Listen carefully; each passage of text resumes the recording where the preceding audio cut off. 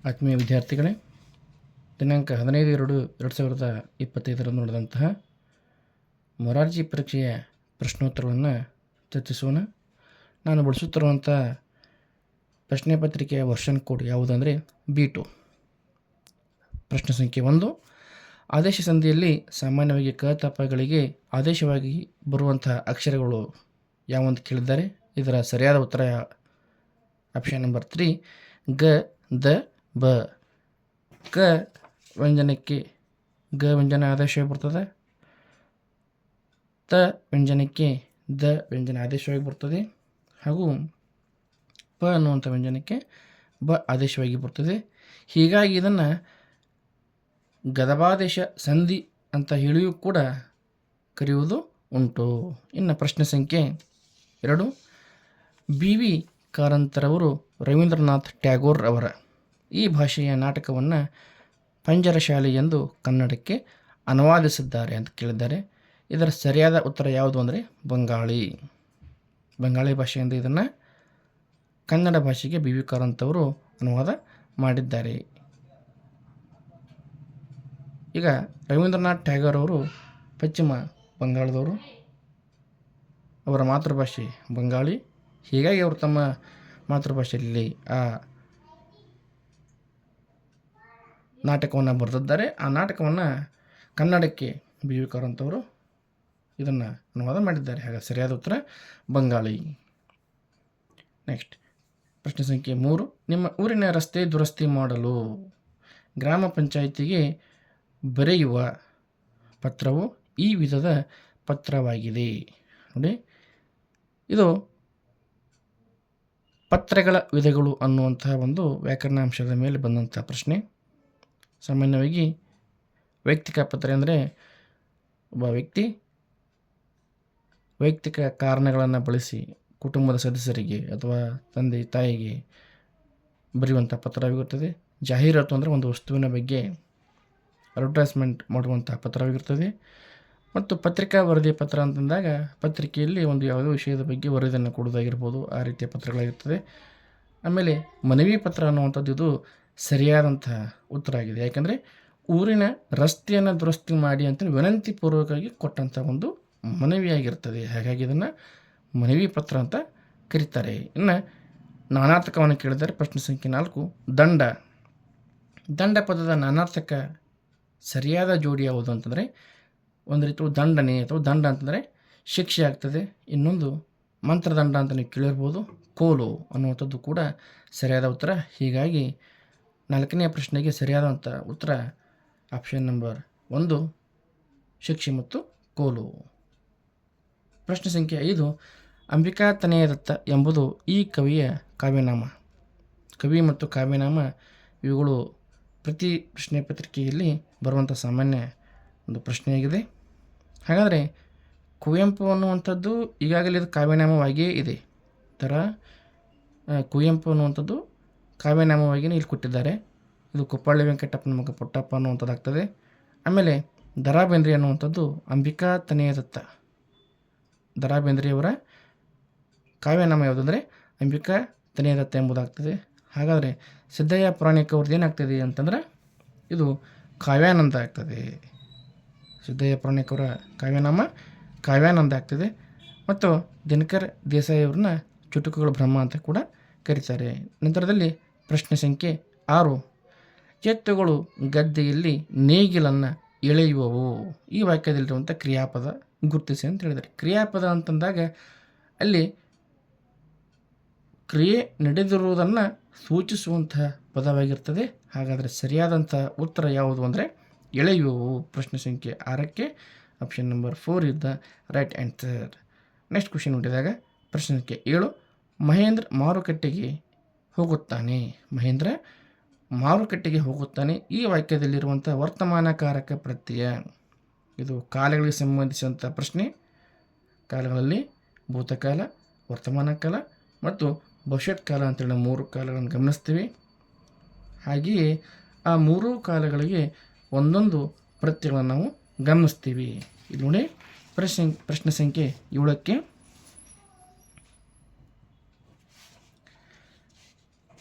ಭೂತಕಾಲದ ಪ್ರತ್ಯಯ ಯಾವುದು ಅಂದರೆ ದ. ಅದೇ ಥರನಾಗಿ ವರ್ತಮಾನ ಕಾಲದ ಪ್ರತ್ಯಯ ಉತ್ತ. ನಂತರದಲ್ಲಿ ಭವಿಷ್ಯತ್ ಕಾಲದ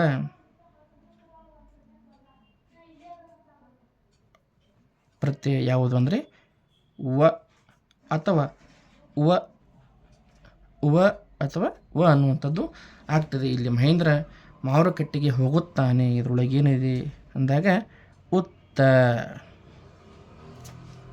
ಆಪ್ಷನ್ ನಂಬರ್ 1 ಇದು ಸರಿಯಾದಂತಹ ಉತ್ತರ ಆಗ್ತದೆ.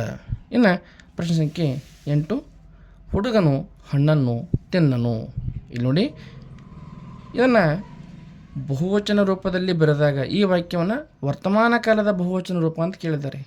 ಹೆಚ್ಚಿನ ವಿದ್ಯಾರ್ಥಿಗಳು ಏನು ಮಾಡಿದ್ದಾರೆ ಈ ಪ್ರಶ್ನೆಯನ್ನು ಅಂತಂದಾಗ, ಹುಡುಗನು ಇದ್ದುದನ್ನು ಬಹುವಚನ ಮಾಡಿದ್ದಾರೆ, ಹುಡುಗರು ಆಯಿತು. ತಿಂದನು ಇದ್ದುದನ್ನು ಬಹುವಚನ ಮಾಡಿದಾಗ ತಿಂದರು ಮಾಡಿದ್ದಾರೆ.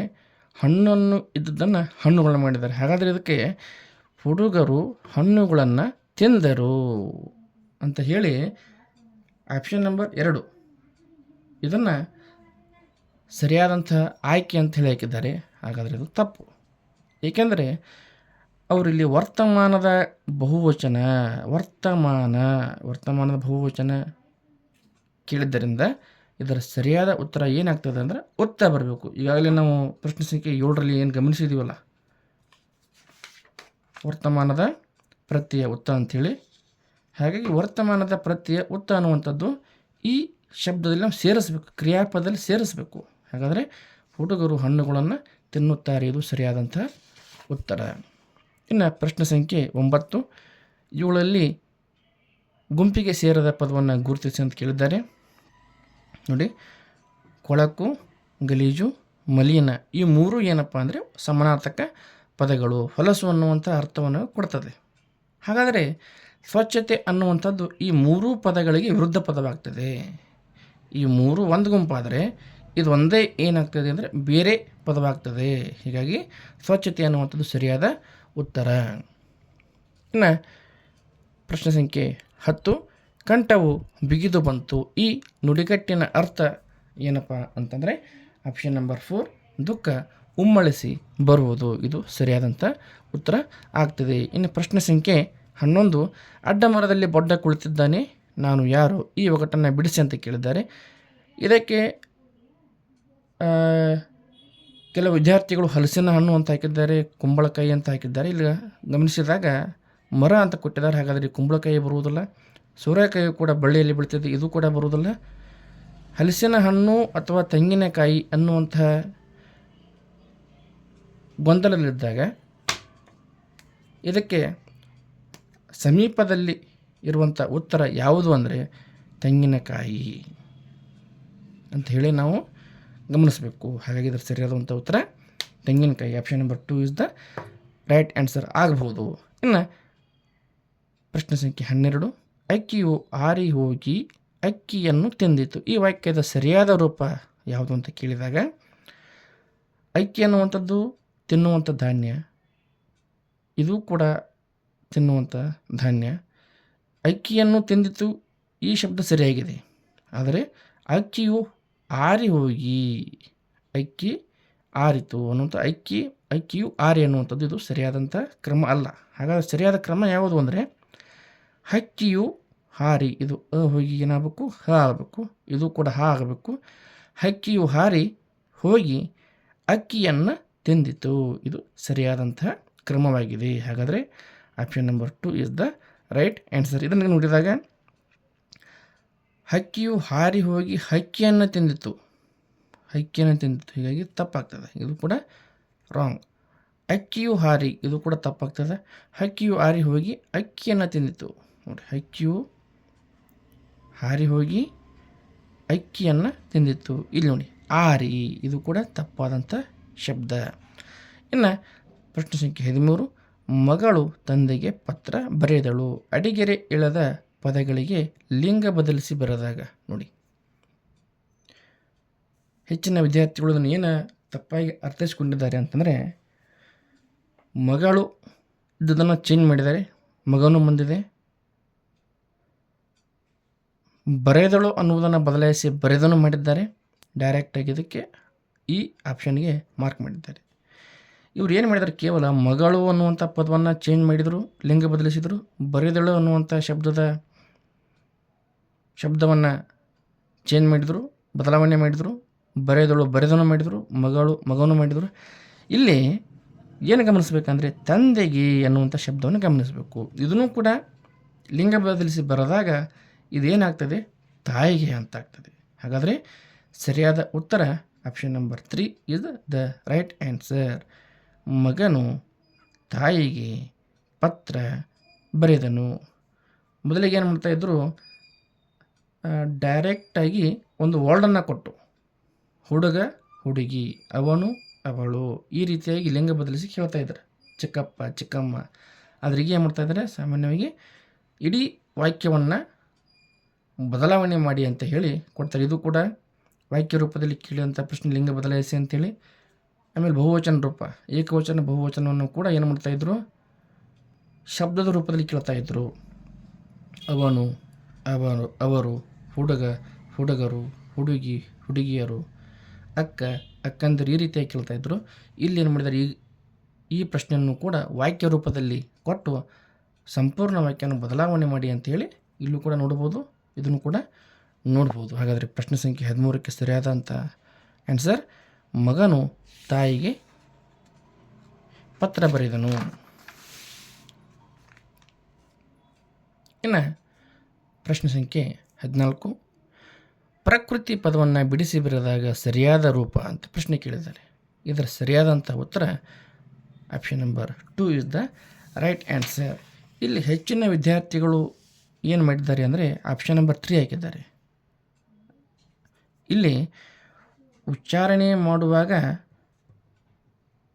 ಕುರು ಅಂತ ನಾವು ಈ ಪದವನ್ನು ಬಳಸ್ತೀವಿ. ಹಾಗಾದಾಗ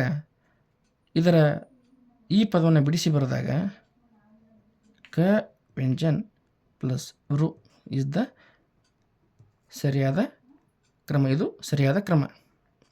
ಆಮೇಲೆ ತ ಪ್ಲಸ್ ಇ ತಿ ನಂತರದಲ್ಲಿ ಪ್ರ ಅನ್ನುವಂಥ ಶಬ್ದವನ್ನು ಕೇಳಿದ್ದಾರೆ. ಪ ವ್ಯಂಜನ್, ರ ವ್ಯಂಜನ್, ಇದು ಪ್ರ ಆಗ್ತದೆ. ಹಾಗಾದರೆ ಪ್ರಕೃತಿ ಸರಿಯಾದ ಕ್ರಮ, ಇದು ಸರಿಯಾಗಿದೆ. ಆಪ್ಷನ್ ನಂಬರ್ 2 ಪ ವ್ಯಂಜನ್, ರ ವ್ಯಂಜನ್ ಮತ್ತು ಖ ವ್ಯಂಜನ್, ರು, ತ ವ್ಯಂಜನ್, ಇ. ಹೀಗಾಗಿ option number 2 is the right answer. ಹೆಚ್ಚಿನ ವಿದ್ಯಾರ್ಥಿಗಳು ಓ ಅಂತ ಹಾಕಿದ್ದೀರಿ, ಇದು ನಿಮ್ಮದು ಆನ್ಸರ್ ತಪ್ಪಾಗ್ತದೆ. ಇನ್ನು ಪ್ರಶ್ನೆ ಸಂಖ್ಯೆ 15, ಚೇತನ, ಹಸಿರು, ಮಾಡಲಿ, ಕರಿದು, ಈ ಪದಗಳನ್ನು ಅಕಾರ ಆದಿಯಾಗಿ ಬರೆದಾಗ ಅಥವಾ ಬರುವ ಸರಿಯಾದ ಕ್ರಮ ಅಂತ ಕೇಳಿದ್ದಾರೆ. ಇದನ್ನು ಇಂಗ್ಲೀಷ್ನಲ್ಲಿ ನಾವು ಈಗಾಗಲೇ ಏನು ಗಮನಿಸಿದ್ದೀವಿ, ಡಿಕ್ಷನರಿ ಆರ್ಡರ್ ಅಂಥೇಳಿ, ಆ ರೀತಿಯ ಪ್ರಶ್ನೆ ಇದಾಗಿದೆ. ಇದನ್ನೇನು ಮಾಡಿದ್ದಾರೆ ಅಂತಂದರೆ ಕದಿಂದ ಜ್ಞಾದವರೆಗೆ, ಕದಿಂದ ಜ್ಞಾದವರೆಗೆ ಏನು ವ್ಯಂಜನಗಳನ್ನು ನಾವು ಗಮನಿಸ್ತೀವಿ. ಕ ಕ ಗ ಗ ಯ, ಚ ಚ ಜ ಜ ಯ, ಟ ಟ ಡ ಡ ನ, ತ ತ ದ ದ ನ, ನಂತರದಲ್ಲಿ ಪ ಪ ಬ ಬ ಮ, ನೆಕ್ಸ್ಟ್ ಯ ರ ಲ ವ ಶ ಸ ಹಳಕ್ಷ ಜ್ಞ ಅಂತ ಏನು ಗಮನಿಸ್ತೀವಿ. ಏನು ಕ್ರಮ ಬರ್ತದೆ, ಕ ಆದ ನಂತರ ದೊಡ್ಡ ಖ, ನಂತರದಲ್ಲಿ ಗ, ನಂತರದಲ್ಲಿ ದೊಡ್ಡ ಘ, ಈ ರೀತಿಯ ಕ್ರಮವನ್ನು ಇದು ಒಳಗೊಂಡಿದೆ. ಕ ಆದ ನಂತರ ಚ, ನಂತರದಲ್ಲಿ ಏನಿದೆ ಮ, ಕ ಚ ಟ, ಟ ಟ ಟ ಡ ಡ ನ, ತ ತ ದ ದ ನ, ಪ ಫ ಬ ಬ ಮ. ನೋಡಿ, ಇದು ಫಸ್ಟ್ ಬರ್ತದೆ, ಸೆಕೆಂಡ್ ಬರ್ತದೆ, ಇದು ಮೂರನೇ ಬರ್ತದೆ. ಇನ್ನು ನಾಲ್ಕನೇದು ಯಾವುದು ಅಂದ್ರೆ ಹ, ಯರ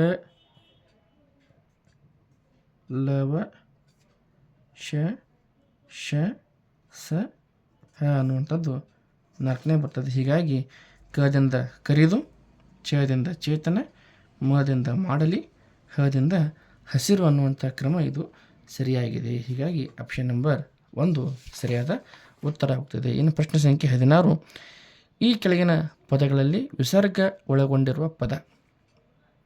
ಅನುಸ್ವಾರ ಮತ್ತು ವಿಸರ್ಗ ಪದಗಳನ್ನು ಈಗಾಗಲೇ ನೀವೆಲ್ಲರೂ ತಿಳಿದುಕೊಂಡಿರ್ತೀರಿ. ಸಿಂಹ ಇದು ಕೂಡ ಅನುಸ್ವಾರ ಶಬ್ದ, ಕಂದ ಇದು ಕೂಡ ಅನುಸ್ವಾರ ಶಬ್ದ, ಸಂಪಿಗೆ ಇದು ಕೂಡ ಅನುಸ್ವಾರ ಶಬ್ದವಾಗ್ತದೆ. ಪುನಃ ಅನ್ನುವಂಥದ್ದು ವಿಸರ್ಗ ಶಬ್ದ. ಹೀಗಾಗಿ ಆಪ್ಷನ್ ನಂಬರ್ 3 ಇದು ಸರಿಯಾದಂಥ ಉತ್ತರ.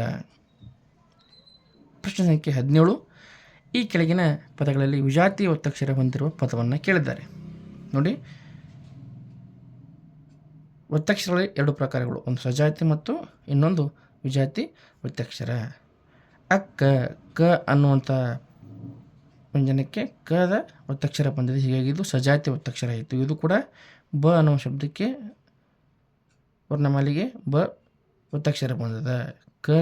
ಕ ಒತ್ತಕ್ಷರ ಬಂದಿದೆ. ಹೀಗಾಗಿ 1, 2 ಮತ್ತು 3 ಏನು ಆಪ್ಷನ್ಸ್ ಅದಾವೆ ಇವೆಲ್ಲವೂ ಕೂಡ ಸಜಾತಿ ಒತ್ತಕ್ಷರಗಳ.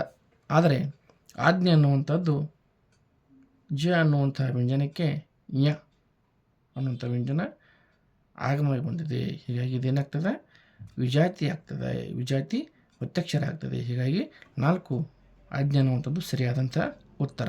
ಇನ್ನು ಪ್ರಶ್ನೆ ಸಂಖ್ಯೆ 18, ಗುರುತಿಗಾಗಿ ಹಾಗೂ ವ್ಯವಹಾರದ ಉಪಯೋಗಕ್ಕೆ ಇಟ್ಟುಕೊಂಡ ಹೆಸರುಗಳು ನಾಮಪದದ ಈ ವಿಧವಾಗಿದೆ. ನೋಡಿ, ಒಬ್ಬ ವ್ಯಕ್ತಿಯ ಗುರುತಿಗಾಗಿ ಇಟ್ಟುಕೊಂಡಂಥ ಹೆಸರು ಏನಾಗ್ತದೆ, ಅಥವಾ ಗುರುತಿಗಾಗಿ ಇಟ್ಟಂಥ ಹೆಸರು ಏನಾಗ್ತದೆ, ಅಂಕಿತನಾಮ ಆಗ್ತದೆ. ಆಮೇಲೆ ರೂಢನಾಮ ಅನ್ನುವಂಥದ್ದು ರೂಢಿಯಿಂದ ಬಂದಂತಹ ಪದಗಳು. ಉದಾಹರಣೆಗೆ ಗಿಡ, ಮರ, ಕಲ್ಲು, ಮಣ್ಣು, ನದಿ, ಬೆಟ್ಟ, ಗುಡ್ಡ, ಪರ್ವತ, ಮನೆ, ಗೋಡೆ ಇವೆಲ್ಲವೂ ಕೂಡ ರೂಢಿಯಿಂದ ಬಂದಂಥ ಪದಗಳು. ಇವುಗಳನ್ನು ಯಾರಿಗೂ ಕೂಡ ಬದಲಾವಣೆ ಮಾಡಲಿಕ್ಕೆ ಸಾಧ್ಯ ಇಲ್ಲ. ರೂಢಿಯಿಂದ ಬಂದಿರ್ತವೆ, ಅದೇ ರೂಢಿಯಿಂದ ಆ ಪದಗಳು ಮುಂದುವರಿತಾ ಹೋಗ್ತವೆ. ಹಾಗಾದರೆ ಅನ್ವರ್ತಕ ನಾಮ ಅನ್ನುವಂಥದ್ದು ಏನು? ಅನ್ವರ್ತಕ ನಾಮ ಅಂದರೆ ಒಬ್ಬ ವ್ಯಕ್ತಿಯ ಹುದ್ದೆ, ಉದ್ಯೋಗ, ವೇಷಭೂಷಣ, ಶರೀರದ ಗುಣಗಳ ತಕ್ಕಂತೆ ಬಳಸುವಂಥ ಪದಗಳು. ಅನ್ವರ್ಥವಾಗಿ ಬಳಸ್ತಾನೆ. ಉದಾಹರಣೆಗೆ ಕುಂಟ, ಕಿವಡ, ಕುರುಡ, ನಂತರದಲ್ಲಿ ಶಿಕ್ಷಕ, ವಿದ್ಯಾರ್ಥಿ, ಸನ್ಯಾಸಿ, ಯೋಗಿ, ಈ ರೀತಿಯಾಗಿ ನಾವು ಬಹಳಷ್ಟು ಉದಾಹರಣೆಗಳಲ್ಲಿ ಗಮನಿಸ್ತೀವಿ. ಇನ್ನು ಪ್ರಶ್ನೆ ಸಂಖ್ಯೆ 19, ಕಾಂಚನ ಸುಂದರ ಹುಡುಗಿ. ಈ ವಾಕ್ಯದಲ್ಲಿ ಅಡಿಗೆರೆ ಇಳಿದಂತಹ ಪದದ ವ್ಯಾಕರಣ ಅಂಶ ಕೇಳಿದರೆ ಇದು ಗುಣ ವಿಶೇಷಣ ಆಗ್ತದೆ. ಕಾಂಚನ ಅನ್ನುವಂಥದ್ದು ನಾಮಪದ ಆಗ್ತದೆ. ಆಮೇಲೆ ಸುಂದರ ಅನ್ನುವಂಥದ್ದು ಗುಣವನ್ನು ತಿಳಿಸುವಂಥದ್ದು. ಕಾಂಚನನ ಗುಣವನ್ನು ಇದು ತಿಳಿಸ್ತಾ ಇದೆ. ಹೀಗಾಗಿ ಇದು ಸುಂದರ ಅನ್ನುವಂಥ ಶಬ್ದ ಗುಣ ವಿಶೇಷಣವಾಗಿ ಉತ್ತರ ಆಗ್ತದೆ. ಇನ್ನು ಪ್ರಶ್ನೆ ಸಂಖ್ಯೆ 20, ಬೆಟ್ಟದಾವರೆ. ಈ ಸಂಧಿ ಪದವನ್ನು ಬಿಡಿಸಿ ಬರೆದ ಸರಿಯಾದ ರೂಪ. ಇಲ್ಲಿ ನೋಡಿ, ಆರಂಭದಲ್ಲಿ ಬರುವಂಥದ್ದು ಉತ್ತರ ಪದ, ಇದು ಪೂರ್ವ ಪದ. ಉತ್ತರ ಪದದಲ್ಲಿ ಬೆಟ್ಟ ಅನ್ನುವಂಥ ಪದ ಬರ್ತದೆ. ಆಮೇಲೆ ಪೂರ್ವ ಪದದಲ್ಲಿ ತಾವರೆ ಅನ್ನುವಂಥ ಪದ ಬರ್ತದೆ. ಈ ಎರಡನ್ನೂ ಸೇರಿಸಿದಾಗ ಬೆಟ್ಟದಾವರಿ ಎನ್ನುವಂಥ ಒಂದು ಶಬ್ದ ರಚನೆಯಾಗ್ತದೆ. ಬೆಟ್ಟ ಪ್ಲಸ್ ತಾವರೆ, ಬೆಟ್ಟದಾವರೆ. ಈಗಾಗಲೇ ನಾವು ಪ್ರಶ್ನೆ ಸಂಖ್ಯೆ 1ರಲ್ಲಿ ಏನು ಗಮನಿಸಿದ್ವಿ, ಕತಪಗಳಿಗೆ ಗದಬಗಳು, ಅದೇ ನಿಯಮ ಇಲ್ಲಿ ಅಪ್ಲೈ ಆಗ್ತದೆ. ಹೀಗಾಗಿ ಇದು ಕೂಡ ಒಂದು ಆದೇಶ ಸಂಧಿಯ ಉದಾಹರಣೆಯ ಶಬ್ದವಾಗಿದೆ. ತದ ಬದಲಾಗಿ ದದ ಆಗಮನ. ಕತಪಗಳಿಗೆ ಗದಬಗಳು. ತಕ್ಕೆ ಯಾವುದು ವ್ಯಂಜನ ಬರ್ತದೆ ಅಂದರೆ ದ ಬರ್ತದೆ. ಹೀಗಾಗಿ ಬೆಟ್ಟ ಪ್ಲಸ್ ತಾವರೆ, ಬೆಟ್ಟದಾವರೆ ಇದು ಸರಿಯಾದಂಥ ಕ್ರಮವಾಗಿದೆ. ಇದು ಉತ್ತರ ಪದ, ಇದು ಪೂರ್ವ ಪದ. ನೋಡಿ, ಈ ರೀತಿಯಾಗಿ ಈ 20 ಪ್ರಶ್ನೆಗಳಿಗೆ ಸರಿಯಾದ ಉತ್ತರಗಳನ್ನು ನಾವು ಕೊಟ್ಟಿದ್ದೀವಿ. ಈ ಚಾನೆಲನ್ನು ಸಬ್ಸ್ಕ್ರೈಬ್ ಮಾಡಿ, ಲೈಕ್ ಮಾಡಿ ಮತ್ತು ಶೇರ್ ಮಾಡಿ ಎಂದು ಹೇಳುತ್ತಾ ಈ ವಿಡಿಯೋವನ್ನು ಇಲ್ಲಿಗೆ ಮುಗಿಸೋಣ. ಧನ್ಯವಾದಗಳು.